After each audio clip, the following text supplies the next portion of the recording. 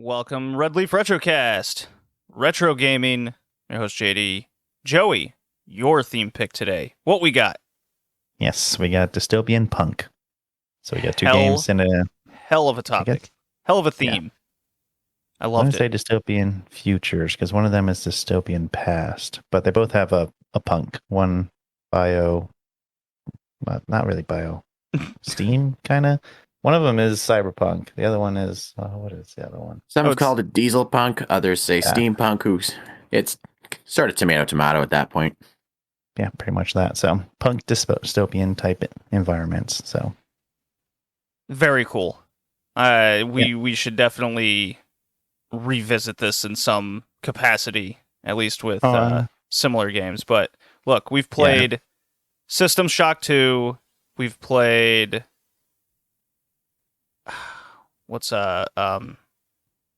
Anyways, the point I was heading towards, but then I wanted to concentrate on Punk, is we've played PC games from these like late 90s, early 2000s, and for a long time on this podcast we tried to avoid PC games, and we've played now System Shock 2, Far Cry, the original Half-Life, all kind of close to each other in a relative sense, and when I include this one, I totally understand why this era of PC gaming was kind of very important and very historical. Mm-hmm. Just very cool. And I have a newfound appreciation for that era, because I never had a computer during there, so it was just like it was just something that just didn't exist to me, essentially. For me, it was all I had at home. I mean, yeah, friends' houses had consoles, but not at home, at least not until high school. So, Joey, Colin, what have you guys been playing before we get into the topic? I go first. I'm nice, short and sweet. I've just been playing some Diablo 3 since the new season came out. Hey. And I don't really know what else I want to play right now, so I'm just going to be grinding until I find something else I want to play. You don't want to play more Dragon Quest V like Colin and I? Join on the journey? Any Dragon Quest games, I don't think. So... Come on, you like dragons and questing? Yeah, but do I want to start with 5? Sure, yes. Why not I go with 6? Is there a 6? Why don't I do one better? There is 6. I don't think it's better. Is the 5th one the best? I think the 5th one's the best, personally. No. No, I'll leave that to you. Colin, I thought I had him. Thought I was close. Yeah, just be patient. Just keep subtly dropping hints. Mm-hmm. Putting in the lure. Sooner or later, y'all hug them. It's like fishing. So, Colin, before we get into any Dragon Quest V talk, what else have you been playing? Honestly, these past couple of weeks, I haven't had any time for any games besides podcast games and Dragon Quest V. Okay. Shall I play the Dragon Quest V drop then? Well, I'll talk about why. Okay. Because last weekend I was busy with a camping trip with family. Got to go to a park that was on the shore of Lake Huron. Let me tell you, that water is as blue as the ocean you see in ads for trips like to places like Cancun and the Caribbean. It's pretty cool. Though, unlike those places, this is a freshwater lake, so you can dip your head underwater without tasting salt. And whale splooge. Overall, fun trip. It was one of the parks of choice for my family when I was growing up, so getting to go there was a nice blast from the past. And then on the Monday after that weekend, I had to go into downtown Toronto for jury selection. Have either of you had to do that in your lives? What do you mean had to? I've mysteriously lost all these letters in the mail. Never seem to get them. Honestly, Okay, don't think I've I ever believe been you. summoned. I don't think I've ever been summoned. So either I have not received any in the mail, or I've just never been summoned. I've only ever been summoned at the address where my mother lives, so I haven't lived there since 2005. So I'm like, not in the country, not in the state, nowhere near. It's not happening. Yeah. Yeah. I just set in the summons. If I didn't show up, I'd be legally penalized in some fashion. But so I went. It was like early in the morning. I had to be there for like 9:30, and Ugh. that meant getting up before 7. I mean, it's my day off. I do enough of that shit during the week. But thankfully, all of the court cases of the day had been dealt with, so none of us there had to sit in on any court proceedings. So I got to go home. And the best part is that due to how the regulations are written, I won't have to go for jury selection again for another 3 years. Hey. Or So never. We'll see. But yeah, you can play the Dragon Quest V drop if you so choose. I'm Hell about yeah, to talk doing it about right it. now. Here it goes.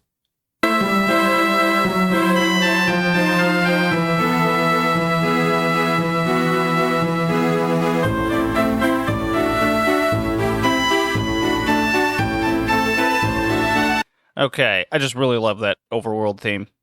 Colin, I'll start. I haven't played a minute of this in the past 2 weeks. I got... Oh, you bastard. Look, I have a good reason. I got really into the 2 games we played in for the podcast. Okay? Not good enough. You need to have gone on camping trips. No, I really got into the 2 games we played for the podcast. Really got into them. And I was like, these are the only 2 things I'm playing. Because I really want to beat... okay, so I got Dragon Quest V on the dock, I got Live Alive, and then I got Triangle Strategy. I got those 3 RPGs I'm playing, and yet all those took a backseat to the 2 games we played for the podcast. I haven't touched those things in 2 weeks, and then Horizon Zero Dawn 2, Horizon Forbidden West. I haven't touched that game in like a month now. And it's not because I don't like it. I love that game. But just life is taking different twists and turns, just not getting around to it. So I gotta like reassess what I'm doing here. But that's my little update. Where are you? What have you done in Dragon Quest V? And give us a nice little recollection of what has happened. Well, I have escaped the slave encampment after the time skip. Gotten myself love a that wagon. Gotten myself a wagon. Gotten a few monster buddies to fight with me. And just yesterday got the magic mirror that I'll apparently be using to expose the Fate Queen who's wrecking the kingdom. I haven't gotten to that point just yet, but... Exposing the queen could mean something entirely different. Not the context. Just throwing that out there. Yeah, if it was that, the game would be rated a lot higher of age. I love be jokes. M-rated. But don't I wish that were the case? I mean, it is. I don't know if you want that. I mean, it is Japan. Or Japan made, I should say. But yeah, I'm still enjoying it.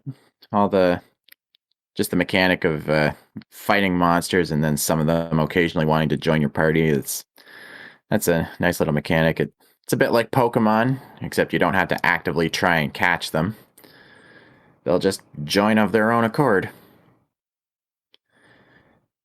And when you're fighting monsters in the overworld, the game will actually give experience points to the monsters that are in the wagon. So you don't have to constantly be switching them out to be able to give them experience points, which is I don't know if that was in the original version or if it's a quality of life improvement for the DS version, but I appreciate it.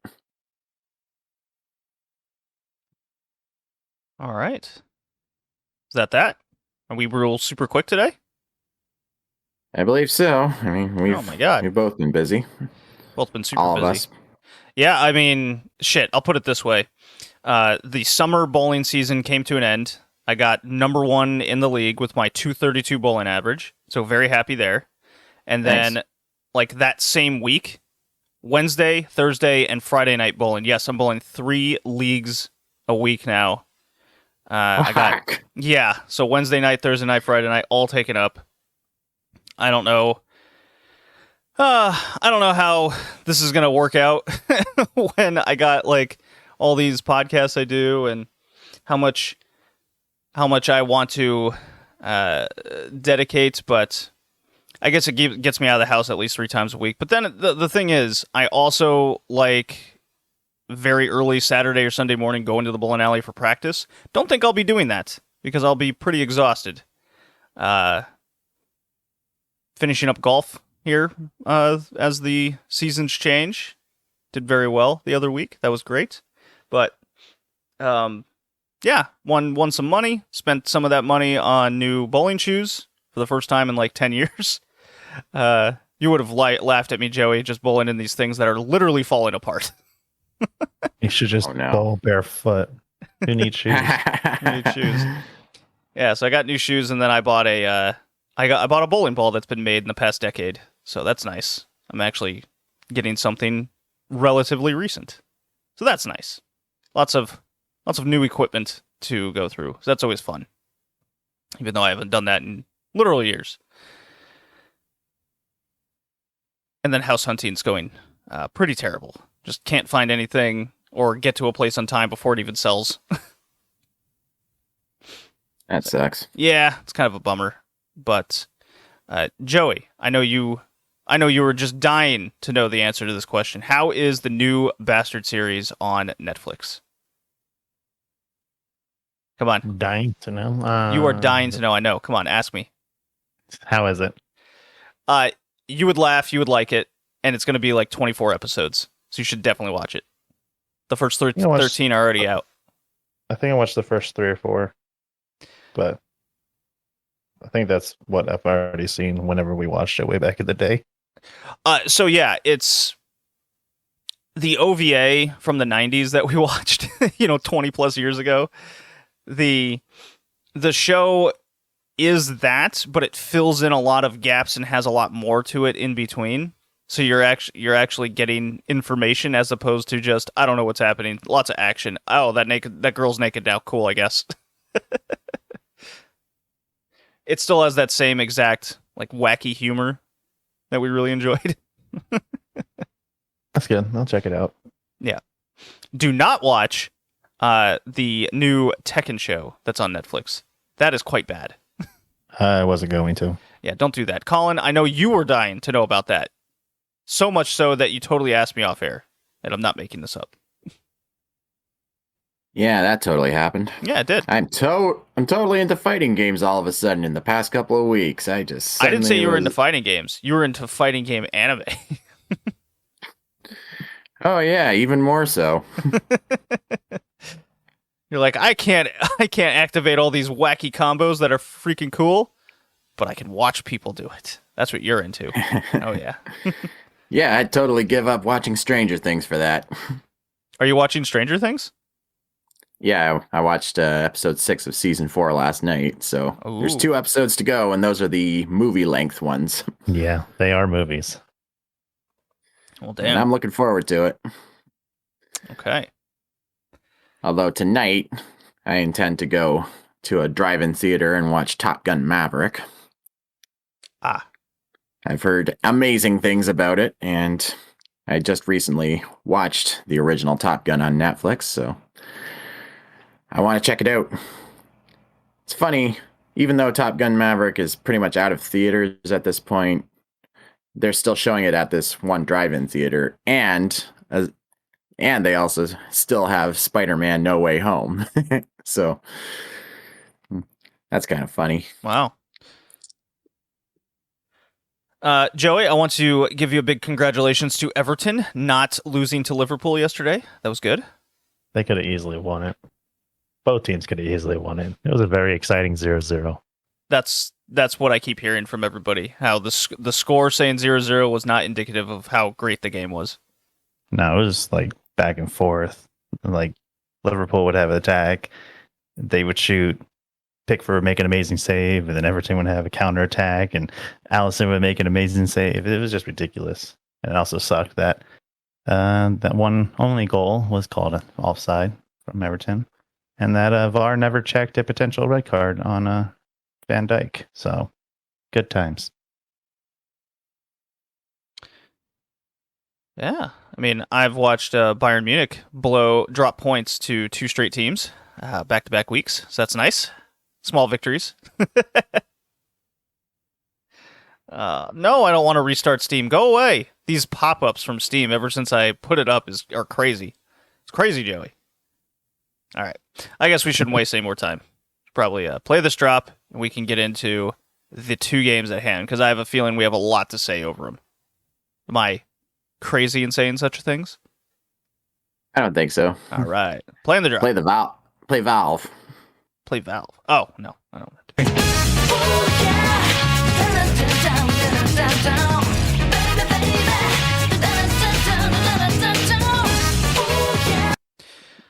I don't think we've gotten to the topic this quick in ages. Ages. It's usually like 20 minutes or something. But here we are, 15 minutes in the podcast. Dystopian Punk. Joey, how did you come to this theme pick? Well, since we did post-apocalyptic last week, I thought, hey, maybe we might want to revisit that because we're in a dystopian type place that sucks even more. So, let's see which is worse. Look, Joey, I know Houston's not the greatest city in the United States, but you don't need to talk about it that way. Come on. Would you rather have mutants or an over-controlling government? That's all I'm saying.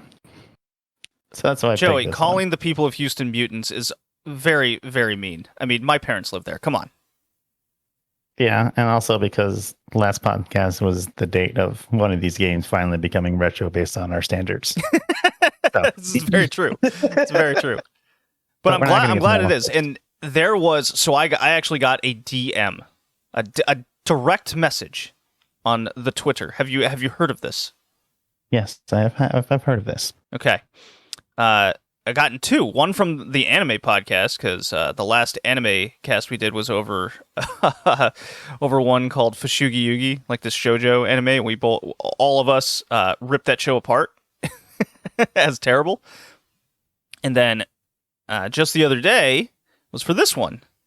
And how dare we, guys, categorize any game before the year 2000 as retro, or after 2000 as retro. How dare we? We don't know what we're talking about. Our opinions are terrible, and a number of other just terrible things said. Well, I hope that person's listening, because we're going to piss them off even more. Time marches on, pal. Deal with it. Yeah. Both these games are after 2000, so suck it. Yeah, I thought it was good timing. I was like, yes! One of them's on the fucking PS3. That's actually what I played it on. Yeah, I did as well. But look, we just have the rolling rule that it has to be at least 15 years old from today's date. And that's all there is. There's nothing complicated about it. So, yeah. But there are people that say, like an anime, nothing, it has to be before the year 2000. And then for video games, some people say it has to be on a cartridge. Like, you can't even go to CDs. Yeah. But that kind of like arbitrarily puts it at like 90, anywhere from 92 to 95 or something. But what takes out what was it, like Dreamcast? Was that CDs as well? Yeah, Dreamcast was CD, yeah. And then the Sega CD. See, that's Sega where it gets. Saturn. That's where it gets a little tricky, right? Because that was still early 90s and cartridges were still going on. And plus, a lot of PC games of the time were on CDs, although some were on floppy disks. Right. I had a few of those growing up. But let's get into the first game. Joey, what is it? I am super excited to talk about both these suckers. We're going to start with Deus Ex. Oh, came you're out. switching it up on me. All right, fine. Yeah. I'm switching up. We're gonna go in order of time to piss people off slowly. This came out June 23rd, 2000, so totally retro. Developed by Ion Storm, published by Eidos Interactive. Yeah, Eidos, And good company. it's a cyberpunk dystopian future. This game takes place in 2052. So I've actually never played this series, and I'm actually really interested now after playing this one. But So how did you come to pick this game? Because I also have never played a Deus Ex. No, I take that back. I think I played when I was doing the modern game cast. I played a little bit of whatever the newest Deus Ex game was at the time. I think that was Mankind Divided, if I'm not mistaken. But Yeah, that's what it was. yeah, if I don't count like the hour or two I played of that, then I've never played a Deus Ex game either. honestly, it was just a random pick because I wanted the other game was the reason I picked the theme. So I just needed something that was also punk and dystopian, and it happened to be this one, and I'm happy that it was. But I don't know, the cover art looked interesting, and I thought maybe we should check it out because there's multiple games, and I literally have never played any of them. So It's very Equilibrium-esque title and art picture kind of deal. If you guys are familiar with that movie, Christian Bale. Yeah, I've seen bits and pieces of it. I know of it. Okay. And I know what it's about. So keep going, Joey. Deus Ex. well, you play as JC Denton, and you can change your real name or you can keep it, so your code name and real name are the same thing, and that just makes me laugh. Because you start off the game and you talk to your brothers like, I should call you JC by your code name. But I was like, that's my real name too, you idiot. So it's the game is very clunky. But Joey, I'm going to call you by your code name, Joseph. Thank you. I don't want people to know who I am. You're supposed to be like a police officer, I guess. So the way I was taking it is you're like a hired mercenary, but that came into the anti-terrorist like group that the United Nations runs. Anti-terrorist coalition. Yeah, but your brother says, remember, you're a police officer or something like that. You're a cop or in the beginning. So like, Right. I guess it's not supposed to be like military. It's more of like a police type outfit. Yeah. I always saw it as like special forces or something. Yeah, he's kind of like getting an upgraded job, I guess. Yeah. Not quite a raise or a promotion. It's just he's been brought in to help, I guess. Maybe. Yeah. I guess. I mean, There's the a game lot. kind of- There's a lot of dialogue in this game. Holy shit. Yeah, that goes into a lot of things, which we can get into some of the stuff because it came out in 2000, but it also had a plot against, I think, the Twin Towers. So Yeah, it sure was did. ahead of its time. It also the game- had a plot of unleashing a virus onto the public, and then the public would have to take a vaccine, but the vaccine was in low quantities on purpose, so the public would be begging Oh for boy. the government to give. Yeah, not totally not relevant to today at all. No way. So you're supposed to be stealthy in this game because, I mean, if you're not, you're going to die. How far did you Yep. play? Not very, because I couldn't get the first mission. It Oh, was too Joey. dark. Same. The version I had was way too dark that I'd be walking around a corner and then there's someone right there because I can't see. I think I can get farther with the community revision that I found right before this podcast, so where All I right, can let's, actually see shit. Yeah, let's just make that known right away. So 30 minutes ago, well, I guess like an hour ago for this podcast, you mentioned something about a community revision of the game. What is this? Deus Ex revision. I guess they made it. It's free on Steam, and they updated the graphics. I don't know what else they updated, but I actually could see the first level. I could see people. They changed things around, so it's not like exact 1-to-1, but it looks like the version I should have played because I couldn't get the other version to not be dark as shit. So I played the game on GOG, and there's a lot of just clunky issues because of the year 2000. That's my explanation for a lot of it.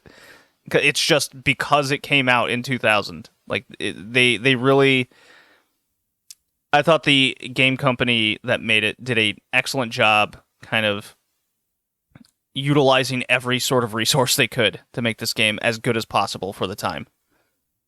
Yeah, I mean, it is clunky. Like, combat is just weird. I found that I was low on ammo all the time. All right, so I have some questions then, because I'm going to interrupt you guys again, and I'm calling this pertains to you as well, because you played the GOG version too, right? Yep. Okay.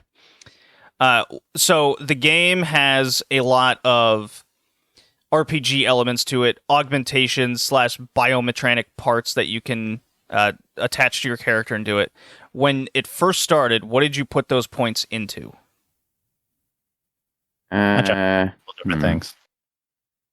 I can't remember exactly. I built my character like a week before, and then because that was all I had time for at night, and then I just went to sleep, and then there was my camping trip, and then then only just last night did I finally have time to get back to it, and I can't even remember. Okay. Would it be crazy for me to assume you put it into like guns and power for that? I tried sniper the first time, and then I realized the sniper sucks unless Sniper you're really good at it. Yeah. So, no. Yeah, I think I put some stuff into like hacking and programming. Okay. Because that is the way to go. Same thing.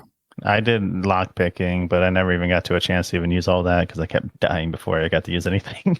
All right. So the way this game starts is it's really tough at the start, and this is what turns a lot of people off. I read way too much about this game because I became pretty fascinated with it. Much like System Shock 2, honestly. Just how weird and different it is. It reminded me a lot of System Shock 2. Yeah. So I would say there's two halves to the character upgrades. There's the actual like combat elements, and then there's the non-combat elements. So your combats are your guns and melee and those kinds of things. Your non-combats is your hacking, your computer skills, the lock picking. You get the idea. It's actually better to not upgrade anything and go around stealth-wise with the little dumb blue taser that you got. Yeah. And does that taser have charges on it? Because sometimes it just didn't want to work for me. Yes.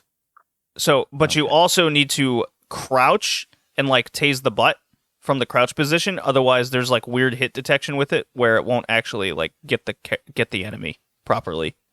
Yeah, I got that. And sometimes I had to hit them twice. I had one where just stand there, jiggling and shaking, and then you have to set them again to fall. Right. So you gotta be wary of like weird things like that in the game. Again, I read a lot, so this is how I like got through it at first. There's not a lot of ammo at the start, like at all. So you're pretty much supposed to be going stealth for a good chunk of the beginning of the game. And as you move along, you start getting more weapons, but you still kind of want to go more stealth. And then when you get to I guess 4 or 5 hours in, that's where the guns start really coming into play more and more. So it kind of ramps up the action as you play. So where you want to use these points is in things like lockpicking at first, those kinds of things. So you actually can get a lot of the ammunition and weaponry to progress through. Not really fair when you kind of put context behind everything, because you kind of want to play the way you want to play. But the way the game's designed, it kind of forces you to play in one direction until you get strong enough where then you can start playing the way you want. And that's like a good chunk of the way through the game.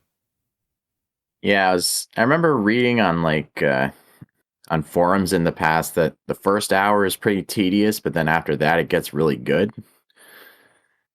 Yeah, the more you play, the better the game gets. It's kind of a weird way to go. It's kind of like my review over Control when that game came out. It's like, okay, if you can get past the first 2 hours, then the game gets ridiculously good and everything starts to make sense, even control-wise and game flow-wise, but you really have to seemingly push yourself through this very tedious or boring section of the game. Well, at least it's not as bad as the first Witcher game. Apparently that one takes 10 hours to get good. Yeah, that's unacceptable. I've tried playing the first 2 Witchers, and I'm like, I'm out. I can't do it. Yeah. I have a level 3 of patience for things, but those 2 were certainly not it. Yeah, for sure. Joey, what else did you want to say here? Keep going. Let's see. What else did I want to say? I like that it went to a bunch of conspiracies. Like, they just didn't give a shit. They're like, here, what we're doing. All conspiracies. That's the game. Deal with it. But no, I think that's all, because I didn't get to play much. The clunkiness, the stupid sniper rifle, every time I put on the head, it's like, oh, now I got to start wobbling. You can't shoot. So that was stupid. But otherwise, I actually really liked it. I want to play the revision so I actually can maybe get into the game and play. But I really like the theme and everything about it. So I just want a game that I actually can play. And the GOG version was not playable for me. That's too bad, because that was the one I played like 10 hours of this. So I got pretty far. The dialogue and conspiracies, you really got to pay attention to it, because there's a lot to take in. Because that's really where the crux of the game, I feel, comes into play, is what these cybernetic parts are, these augmentations to all these characters, what levels of augmentations are in people in general, who are robots, who isn't, what's the conspiracy behind ambrosia, your drug that rules the world, I guess, kind of deal. Sounds like We Happy Few. Yeah, kind of, right? Yeah, exactly. Except maybe done better, I suppose. I would definitely say this is done better. Now you do have to kind of put your 2000 hat on, because the cutscenes are kind of funny with the box-like looking characters and their heads turning, and you just see their mouths going up and down. Blah, blah, blah, blah, blah, blah. Yeah, and I think the voice acting is a little awkward at times too. Oh yeah, oh for sure. But the main character voice actor is really good. Yeah, it's not too bad. I mean, I haven't played very far, but all I know is like from what I've read on forums, and a lot of people talked about how funny the voice acting could be sometimes. So who knows? I might play further. I'll probably do like Joey, get the revision, so I can actually see what's happening. Yeah, totally free, and it looks way better than any other version you can get. But the conspiracies is like a super cool thing. I wrote down a bunch of them, but now I'm looking at the Wikipedia page, and they're all there that I saw. So I talked about the vaccines. There's FEMA, which plays a big role. Area 51, the Illuminati, Knights Templar. You even get things like aliens and like Bigfoot and chupacabras, those kind of shit that's like randomly being talked about in the game. Kind of sounds like the X-Files. Yes, it's kind of I got big X-Files, especially with the themes throughout the, like the music themes throughout certain levels. You might as well have the yeah, exactly. But the synthetic vaccine, like ambrosia, which is a huge crux of the game, was like, wow, this is this is creepy. Playing it 2022. Yeah. You know, the military and the rich and how much influence they have, scientists and the intellectual elite that they kept talking about. That was really wild. Worldwide riots are happening the further you play the game. Are they terrorists or are they just pissed off like people? I think there's something that will end up happening on the Statue of Liberty, which always seems to be a thing in New York. Always. Everything happens in New York. Yeah. But what'd you guys think of going around and talking to characters with all these like biomechanical parts to them? I didn't get that far, so I don't really know. Oh, I mean, you're just talking to any old NPC. Yeah, everyone's kind of different. In the beginning had any parts. I think they were just basic. So, Yeah, I can see there being a whole lot of stuff like that happening. Like you'll talk to somebody with like a mechanical arm or Mm-hmm. some kind of cybernetic eye, or maybe even like a new like cybernetic jaw, or who knows. Well, I ask Maybe. because that's a major component of upgrading your character, and they're permanent upgrades. So you really have to be careful on what you upgrade to your character with the augmentations. So it's like strength into your arm, so your melee attacks are bigger or better, and things like that. It's I did the first one, and then it's like, oh, I got a better upgrade later in the game, and I realized, oh, I can't change it anymore. Shit. Man. So very major consequences to your actions, whether good or bad. Thought that was a really cool aspect of the game, which I kind of want like more games to do that. It's like, hey, I can upgrade this one thing ever. What is it going to be? And it really impacts how you play the game going forward. Yeah, getting to the whole transhumanism thing. I remember hearing somewhere that the sequel Human Revolution actually goes a little further into it than this one does. Just going on about the whole how would competing athletes with cybernetic limbs be categorized, and what kind of advantages and disadvantages would come with that. There's a whole wide array of different questions that are addressed. I think the most important question, though, is would you put your brain in a robot body? Yeah.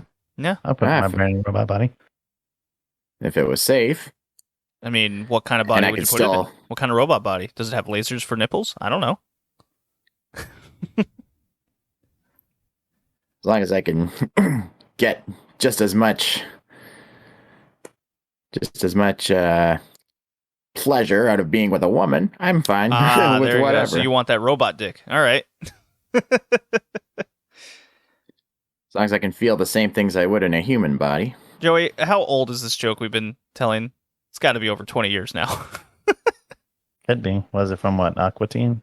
No, it's from, I think, C-Lab 2021. C-Lab? Yeah. Yeah, it is from C-Lab. I knew it was from that era. I ever watched that one. Oh, it's ridiculous. It's a ridiculous show. It's like, it hit me at the right time, at the right place. Yeah. There's no sick ass pipes in this game. Let me tell you that. Yeah, but I don't want to get my pipe dirty. Well, we can put a condom on the pipe. But then I'm going to have condom lube on my pipe, and I don't want to get it dirty. Well, we can put a non-lubricated condom on there, and then a lubricated condom. Then why do we even need the lubricated condom? Oh, no. Yeah. What have I started? That fucking shit. But Oh my god. I just don't want to end up like Metallo on Superman, where he couldn't feel anything. I already can't feel anything, so I don't think it's I'm talking the physical. I don't think it'll affect me. Well, good for you then. Yeah. We're not too far away from the Deus Ex like time frame. The game The Fall came out in 2027. Human Revolution was in 2027. That's only 5 years away. Yeah, really.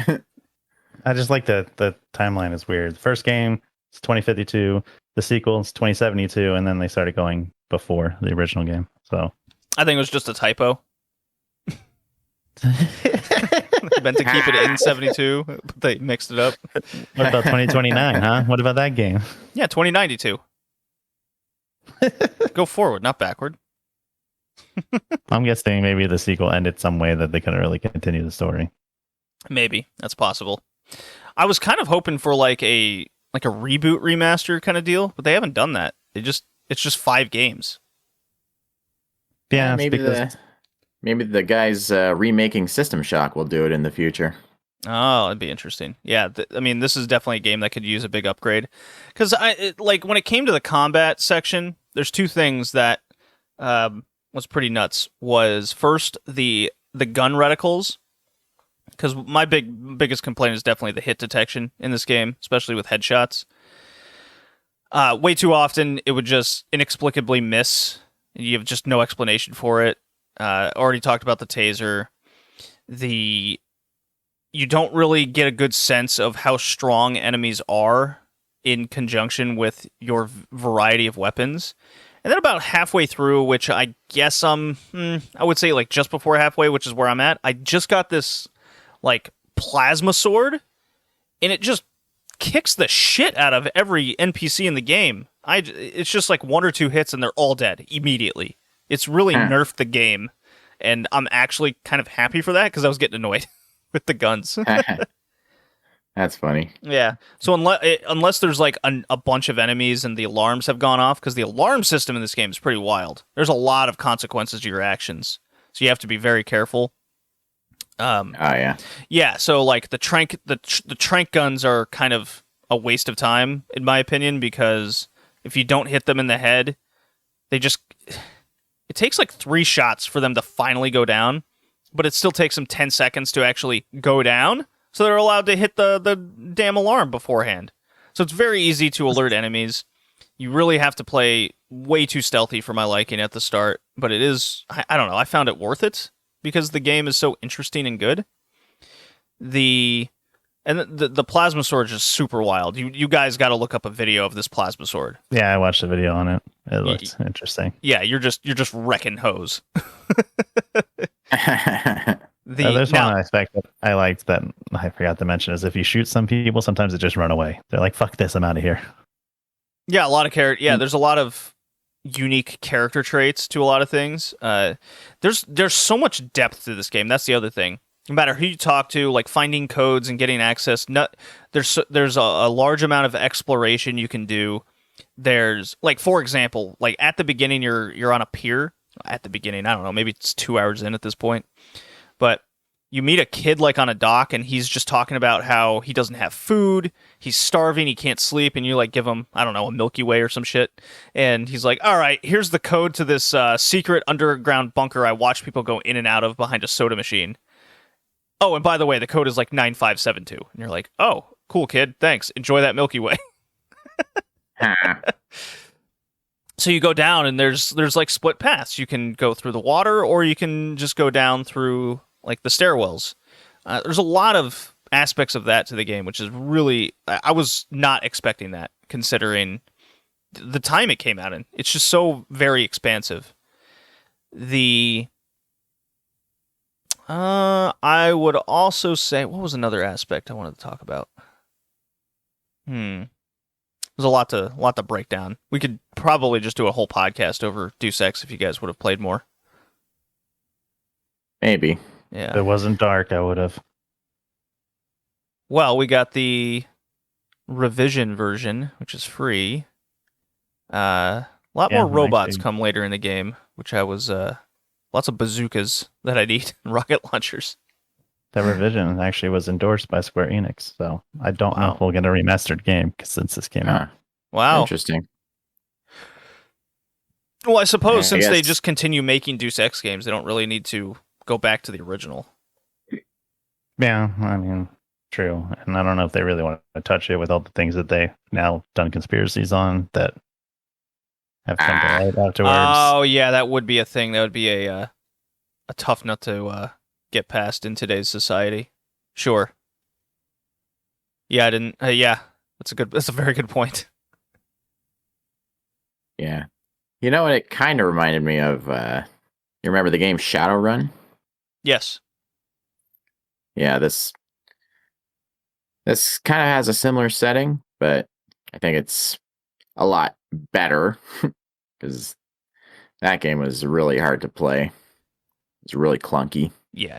I don't really like Shadowrun that much. But last aspect, and I guess we can move on, is there's various actions you can do in the game that you just on a whim would be like, hey, I'll just follow this guy. So for example, there's a wide range of this example here. One is you walk into the women's restroom because I don't know, maybe there's ammo in the toilet.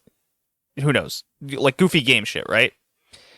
Yeah. And then you'll you'll go to a conversation with I don't know, the secretary, and then she'll just randomly drop, "Oh, by the way, don't go into the women's bathroom anymore. It gives the bureau a bad reputation." And you're like, "Whoa." And things like that will compile across the game. Like somehow I don't know if it's like truly something that happens to your character, but it seems like the more you do those actions, the more just like the dialogue will be like sassy to you. Yeah, I watched someone review it, and I guess there's an agent that it eventually becomes bad, but if you kill him the first time you mention, everyone around you is pissed off that you killed another agent. So all the dialogue is like, "Why'd you do this?" or "Why'd you kill her?" and all this stuff. So the game changes based on actions you do. Yeah. And then there's an agent you talk to at the very beginning. He's like super conspiracy. Like you're let's just say your light bulb's going off about this guy, and there's like terrorists in a cell, but you don't have access to it because you don't have that sort of security clearance to go in and talk to these guys. Well, later in the game, it's not that much later. It's like a few hours later. The character returns, and then he just kind of goes, "I'm gonna go interrogate the terrorists." And you go, "Oh, okay." Well, on a whim, I'm like, I'm gonna follow this guy, see if I can get in there, because I was like, oh, maybe I'll like clip through the door or something weird. You know, my weirdness of wanting to break games. And you just follow him down there. He opens the cell, and you just walk in, and you're in the cell, and randomly he just go, "Get the fuck out of here." "What are you doing here?" And you're just talking to the terrorists, like right in front of him. And then he kills the terrorists after he's done interrogating them right in front of you, and he goes, "This never happened. Go about your day." Like, whoa. You didn't see anything, agent. I was like, well, okay, all right. I didn't see anything. Yes, sir. So yeah, That's funny. very cool aspects of the game. You can just do random shit like that you wouldn't like expect you'd be able to do, but you can in Deus Ex. Really wild. I love this game. Absolutely adored it. It's right up there with System Shock 2. Easy pass for me. Yeah, I pass it. Yeah, I'm gonna pass it. It's almost a fail for the original because how dark it was for me, but I guess it worked for you, so some people might be able to play that. But I think the revision might be the way to go. Talking to the microphone, Joey. Can't hear you. Okay. I would leaning towards failing the original, but I guess it worked for you because I was wondering if it was dark for everyone. But I'm gonna pass it. But I think the revision is the way to go. It sure does look like the revision is the way to go, and free is a very damn good price point. Yeah, for sure. All right. The second game on our list. Oh, by the way, Deus Ex is like 30 hours. It's really long. I wonder if you need to buy Deus Ex to get the free revision mod on it. Yeah, that's what I was wondering. On Steam, and it works for me, and you don't have it on Steam, and it won't let you download. So you might have to actually buy the game and then get the free mod. Oh. Well, maybe I have to install it outright, maybe, instead of just add to library. I'll find out after the cast. I'll mess around with it. Okay. Game number 2. Bioshock. It's super retro. Came out August 21st, 2007. So that is definitely before 2000 by my math. It's after 2000. Oh, is it? Yeah. I thought 2007 became before. It doesn't go like 2000 up to 6, and the 2007 was between 99 and 2000? So it doesn't work that way? No, it does not work that way. No.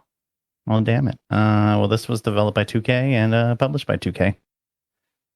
Indeed. And it's dystopian, not future, kind of past. Actually, I don't even know when it's supposed to be. It feels like it's supposed to be like 50s, 60s. Yeah, I think it's like 1950s. 1960s is what the Wikipedia says. Okay. Love Wiki. Yeah, Always right. Never question. This game is just amazing. Hell Even yeah. going back and replaying it, it's still good. The graphics still look pretty good.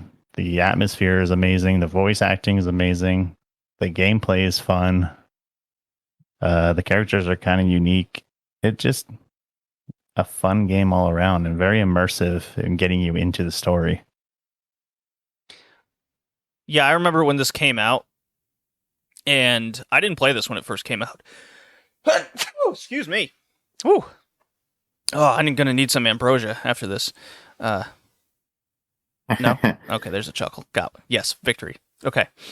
When this came out, let's see, in 2007, so this was right in between. I was in America and Germany. So basically, no money is where I'm getting at. Didn't have the money to buy a new game. I don't even think, did I have a... Yeah, I think I had a PS3 at this point.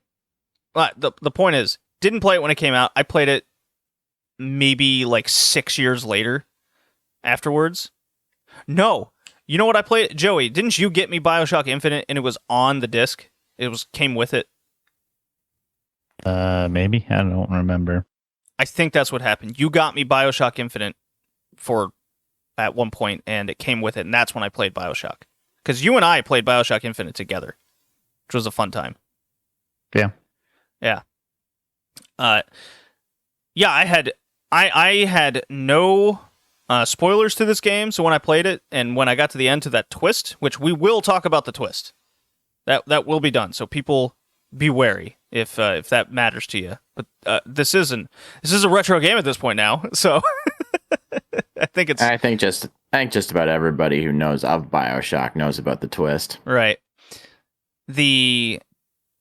I was just totally unspoiled going through the entire game. I had no idea what I was getting into, and I thought it was such a cool ending. It really kind of wrapped everything up very nicely. It's definitely one of the better games on the PS3 in my mind.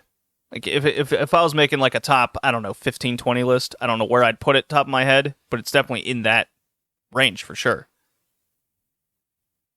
Yeah. That's how highly I think of this.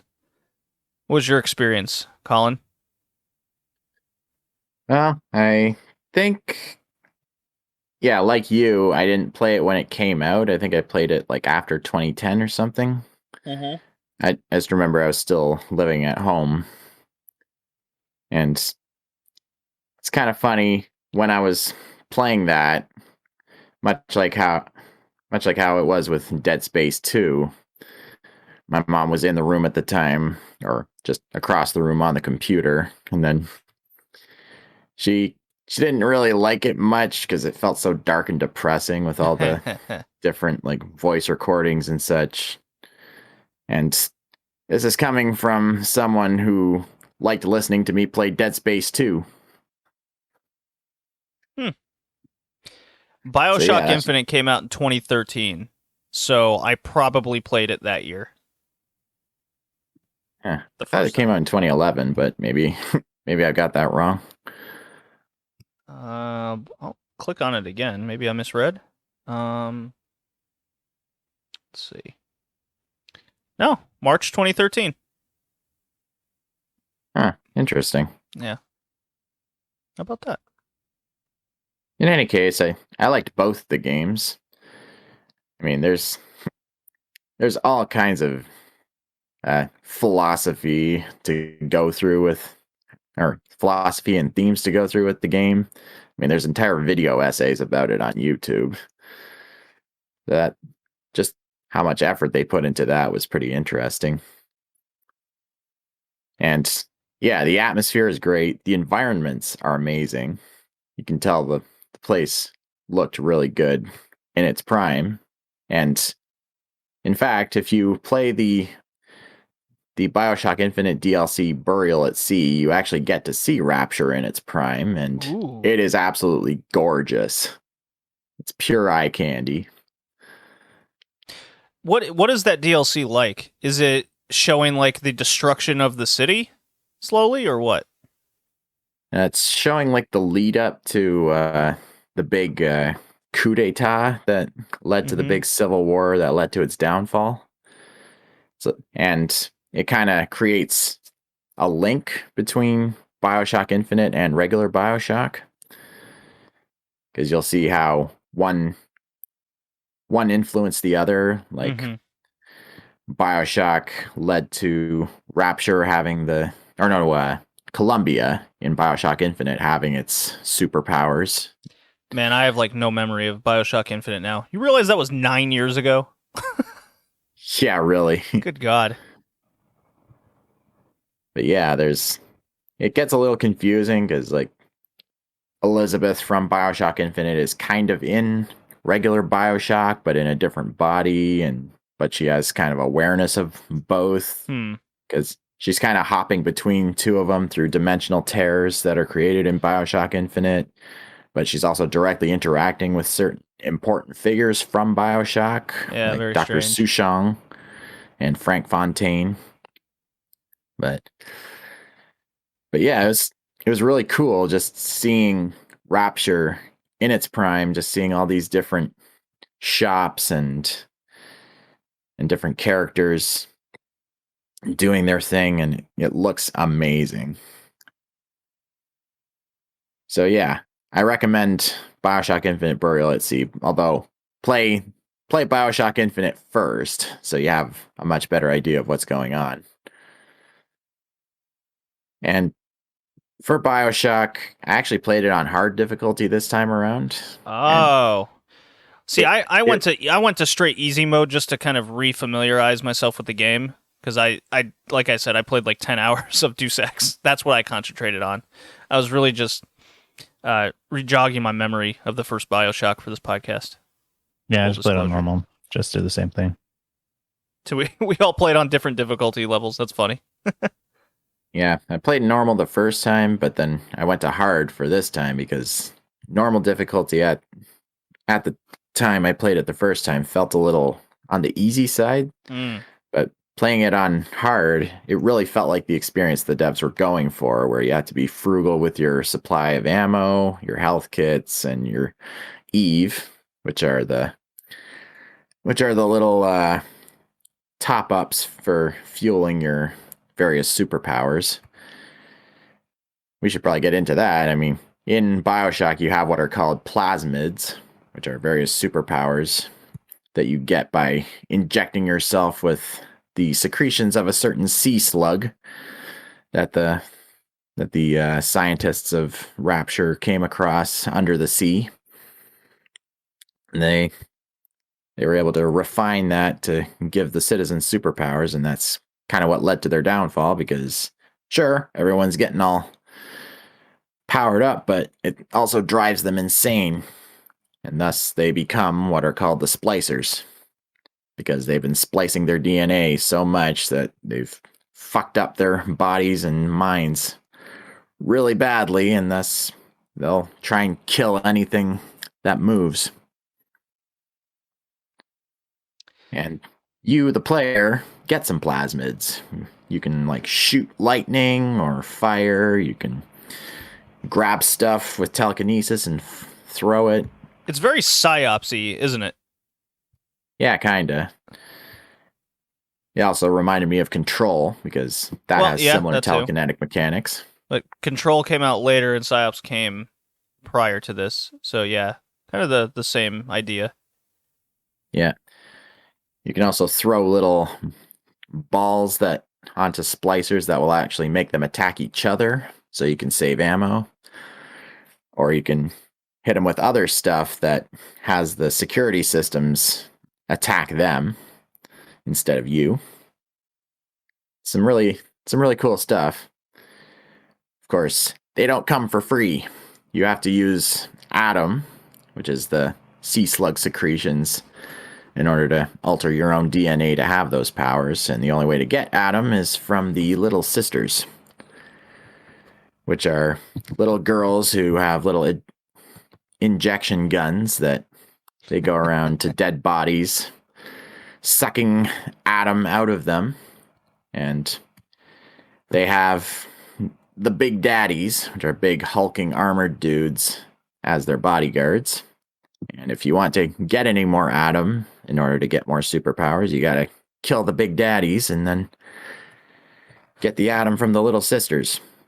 But the game has a mechanic where you can choose between rescuing the Little Sisters, which like turns them back into humans, or harvesting them, which kills them, Now, harvesting gives you more Atom, but that really depends on your own taste. Do you want to harvest? Do you want to kill them in order to get more powerful, or rescue them in order First time I played, I killed them all.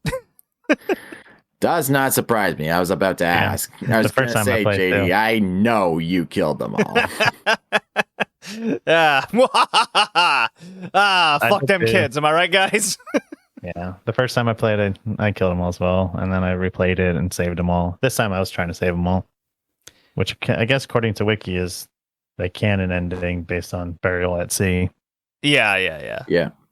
Of course, the nice way is the canon ending. Ugh, boring.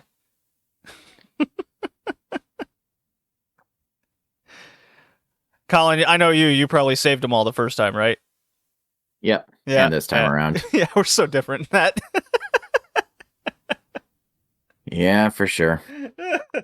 It's great. So funny. I love it. Well, another reason for doing that is because it makes the game more challenging, and it does. For a game like Bioshock, I kind of crave that. That wasn't my mentality about it. I just wanted to kill him. Of course. It's like, what is deliciously evil? I will do this. I guess I just prefer being a good guy in games. Nah, come on. You could be good in real life. No? My logic isn't convincingly enough for you? No? Okay. Nope. Okay. So I want to talk about Rapture, because this fucking environment is so cool. I love the 1960s aesthetic, or at least the 20s, 30s, whatever year it is. I think it's supposed to be 50s. 50s retrofuturist. Yeah, it's kind of Fallout-y in that same regard. And it's got the Art Deco style of architecture in it. Art Deco. If you don't know what that is, define that. It's like it's an art style that's sort of based on geometric shapes. You actually saw it in, if you've seen Batman the Animated Series, that's what Gotham City was designed with. Oh, I think that's the Art Deco style. Empire State Building is Art Deco, is it not? I believe so. And the Chrysler Building. Oh. What about Sears Tower? No? No. I don't even know what it's called now. I think they renamed it. I wouldn't know. Anyways, the game have we talked about how the game begins and everything? I don't think so. We've only touched on Rapture and its history. Okay, because this is how I want to because the introduction of the city, I think, is very crucial to how it starts, because it's so cool. And I'm going to be going full spoilers from here on out. So if you want our tier grades and pass, I guess skip to the end if that matters to you, or just, hey, come along for the ride, because you're a dude on a plane. He's got a package in it, and I noticed this immediately. It says, "Would you kindly not open this package?" And that's the first thing you see in the game. I was like, oh my god, it was right away. I was literally, and then the first time you talked to Atlas, he also says, "Would you kindly find the crowbar or something?" Yes. It's just right away in the first moments of dialogue and what you see, it's already planting those seeds that you just don't even think about. Very cool. Yeah. Very cool stuff. I can't think of another game that kind of ties something in from the start, and it's part of some crucial part of the ending. Can you guys think of anything right now? Because I can't. I think Spec Ops: The Line did something like that, where it kind of... Okay, I never played that. Yeah, I can't think of something that's so in your face that you didn't even realize it was so in your face. Right. It's just so subtle and yet right there. Yeah, and then once it's revealed to you, it kind of flashes back to various instances where it took place. Yeah, and it's very cool. The whole "would you kindly" is it's part of the mind control to control his actions throughout the game. But you still feel like you're in control, just like the character thinks he is. It's just so unique and interesting, and I think it has a lot to do with the aesthetic of the game, because it's got that 1950s thing, and it's a phrase that you'd associate with that time frame, so you don't even think about it. You just think it's like part of the regular vernacular. Yeah. It's I guess to fully explain to the audience, you're playing as a sleeper agent to oppose Andrew Ryan, the guy who designed Rapture. And you're being controlled by Andrew Ryan's rival, I guess, Frank Fontaine, and Right. you're going through the game. You're apparently some kind of super agent, I guess. I mean, why else would they rely entirely on you? I mean, you're going through post-Civil War, but at the same time, you're the biggest threat to Andrew Ryan, and ultimately you reach him. And yeah, you've been controlled by people saying, "Would you kindly?" the whole way. It's just like it's your trigger phrase. Right. Yeah, it's excellent, and there's a lot of cool things that you can kind of look up to people's explanations to how he got there in the first place, what had happened. But with the game beginning, the plane crashes in the ocean, and you swim, and you just see the it's a sea of fire around you, and you're guided towards just like random obelisk or tower in the middle of the ocean, and I think it was a lighthouse. Yeah. And you just end up in an elevator, and it takes you down, and that's when you're first introduced to the city of Rapture all around you. Introduces you immediately to splicers, and I'm gonna be honest, like I remember first playing the game and then just replaying now. The first good chunk of the beginning of the game, it's like straight up a horror game. Like, yeah. I'm scared. I don't know what to do. What's around each corner? I thought the introductions of the splicers and Big Daddies really established how scary these things are. As in, the splicers are quick, and the Big Daddy is a hulking brute bastard that's going to kick the shit out of you. So it really encourages you to kind of be prepared for the normal enemies, and then go away from the enemies you clearly can't defeat yet. So the horror element was done very well, and much like what holds a lot of horror games back is eventually you become numb to the horror elements and survival elements that's in front of you, because, well, the progression is your character gets stronger, and therefore you become less scared of it all.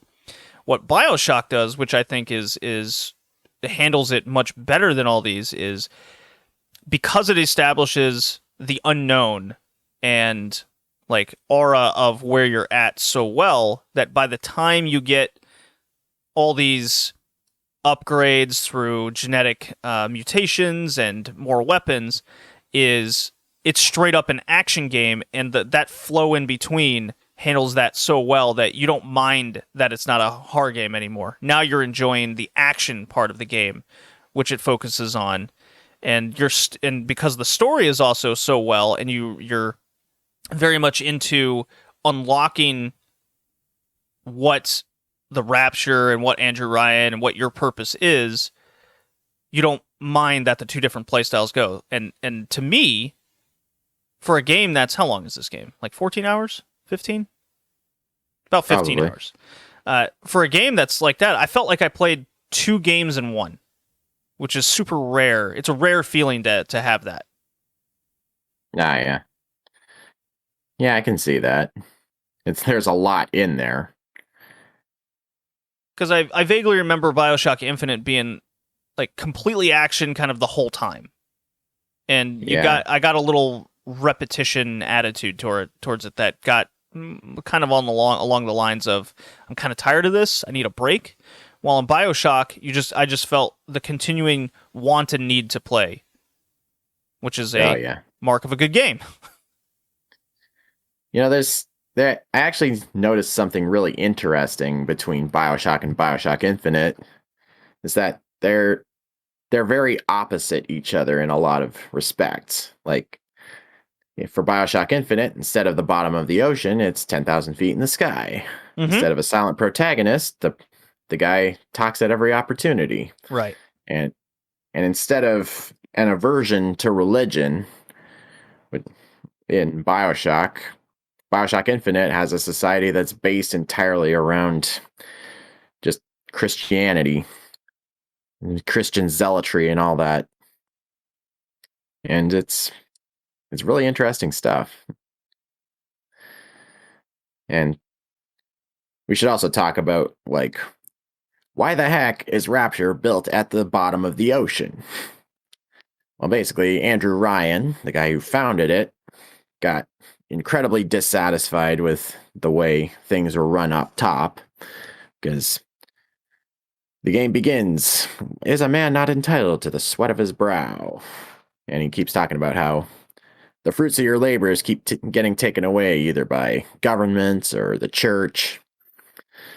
And he wanted to make a society where people could just reap the benefits of their own hard work and keep it for themselves. And just people could just come to that society and go wild, whether it's artists doing whatever the hell they want with no limitations, or scientists doing whatever the hell they want with no limitations. And it worked for a while, but then shit went south pretty fast when things got out of hand, as evidenced by the splicers. Okay, I'm going to pivot to this question. Has any of us played Bioshock 2? I have not. I played it when it came out, but I don't remember. It's the most forgettable of the series. Well, yeah. Yeah, I completely skipped Bioshock 2. I went straight to Infinite. And that's mostly because I missed out on the entire series until Infinite came out. But I've never heard much of anything of people like talking highly of Bioshock 2. Don't you play as a big daddy in that one? I have no idea. Yeah, I can't remember. I mean, I have the game in my possession. I've just never. I don't even have the game. I know I played it. And I know I beat it, but I never replayed it. That doesn't bode well for replayability if it's like, I don't remember shit about it. Well, the other two games were just better. This one still had great reviews. Bioshock 2 was all 8s and 9s. Like, Bioshock was all like 10s and 9s. So it's not like it's a bad game. It's just not as good. Yeah, I mean, how are you going to follow up Bioshock? And then, yeah. So I'm pretty sure you are a big daddy in that one. I'll believe you. I'll make that canon. Even if it's wrong. Yeah, let's see, we talked about, I don't know, I thought action-wise, everything just played super smooth and well, like in that regard. I loved elements of the city itself breaking down around you. That's really cool. I mean, just for example, like it kind of establishes that right away at the beginning too, where something crashes into like a tube that you're going into, and then it starts filling up with water, and you got to get to the other side. Just things like that's really, really cool to add. It's so I was thinking about this in what was that Alien?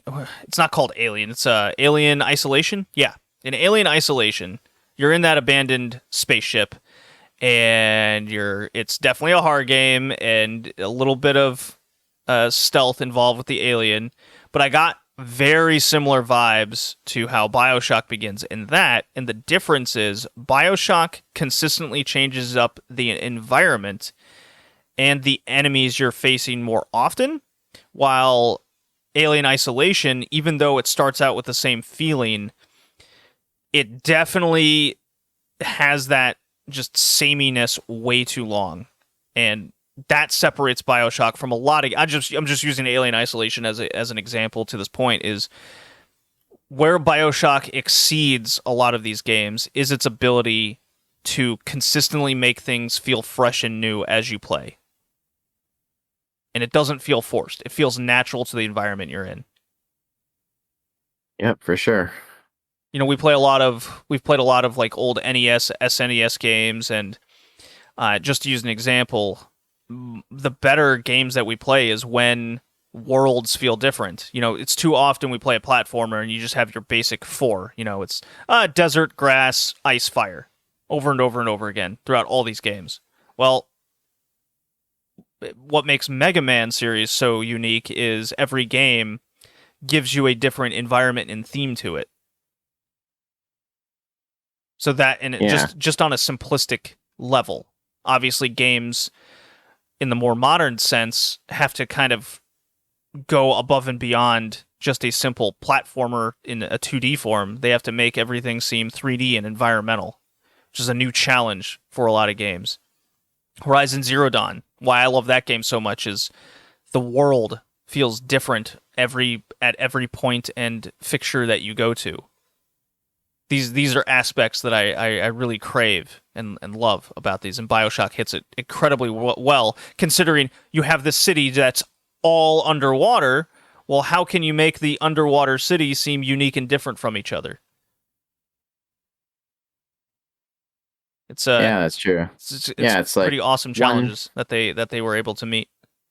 Yeah, it's like the first third of the game is in like a science and medical based type deal, and then the middle of it is in like an artist based.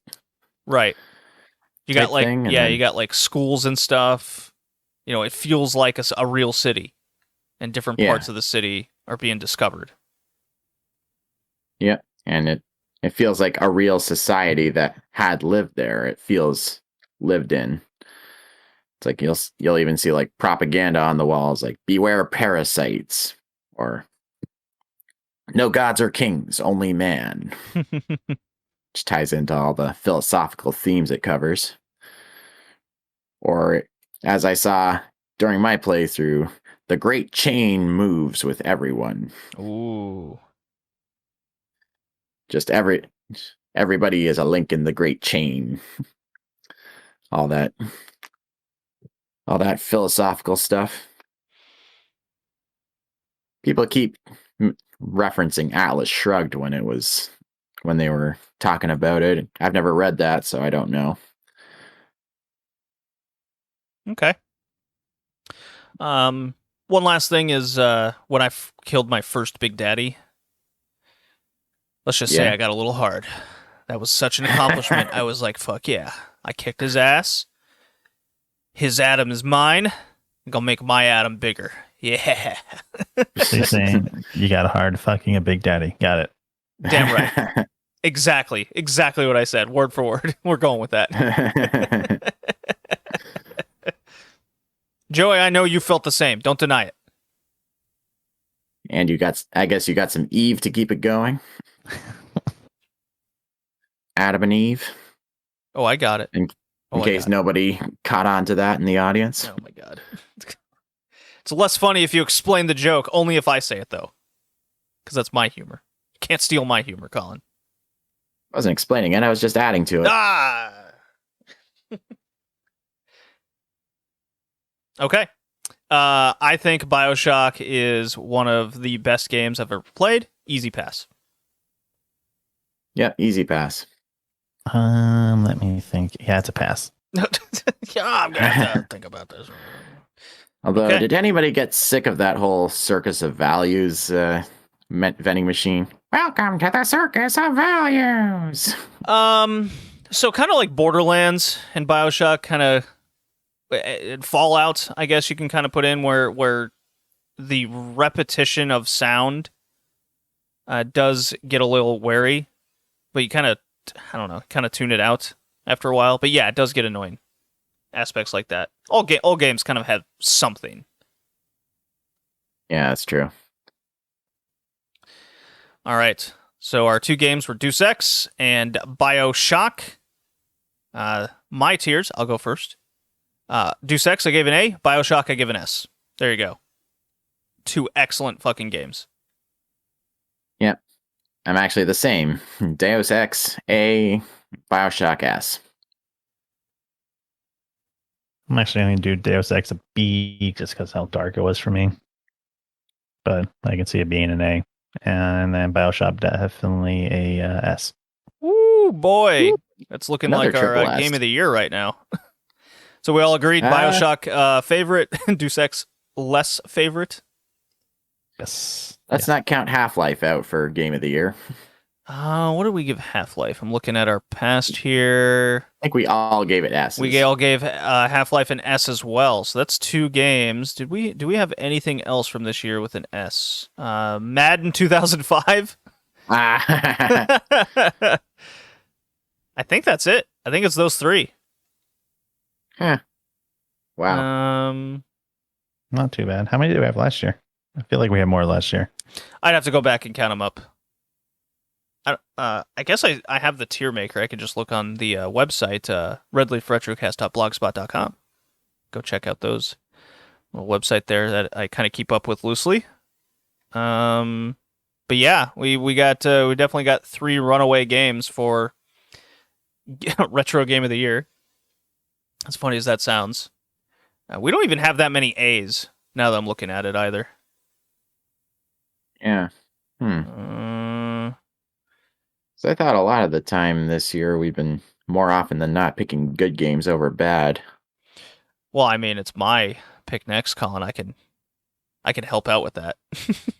We had 7 S-ranked games last year. 7? 7, yeah. So we're definitely nowhere near where we were. Unless we start hitting out the next couple of podcasts, I don't think we're going to reach that number. No. I mean, picking games like Barbie Magic Genie Adventure isn't certainly going to help. How many Fs do we have this year? Because we only had 4 last year. F? Oh. Yeah. Well, I mean, I was picking a lot of 3DO games the last couple of years. Well, I was also picking some shitty games this year just so we could try to get S. What do we give Barbie? Only a D? I don't know. I think we should retrograde that to an F. I don't think we have any. Oh, wow. Okay. We're being too nice this year. We definitely have a lot of Ds. Definitely a lot of Ds. Everything's kind of defaulting to a C, it seems. Alrighty, I'm going to try to get us an F. I'm going to do my best. Shit. Worst games ever. Okay. Well, shit. Well, I have the next theme pick. I don't know what I'm picking yet, but I have some ideas. This was episode 120, Dystopian Punk. See you next time. Bye. Bye now.